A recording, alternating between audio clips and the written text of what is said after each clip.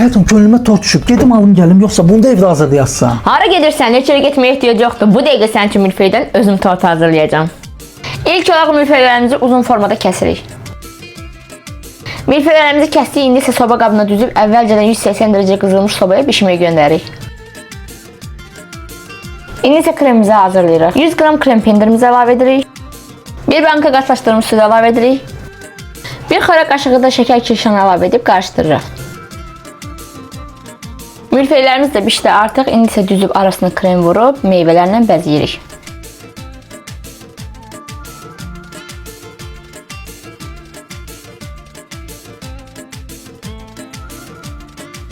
Tortumuz artıq hazırdır. İndi isə bunu gözlətmək üçün 1 saatlığına soyuducuya qoyacağıq.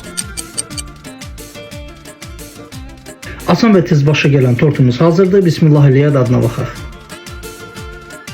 Mən çox bəyəndim. Həm xırçıltılıdır, həm də meyvəlidir. Çox ləzzətli alınıb. Bəs sən necə bəyəndin? Bir baxım elə bir Napolyon tortu yeyirsiniz və çox ləzzətli alın. Sizlər mütləq şəkildə hazırlaya bilərsiniz.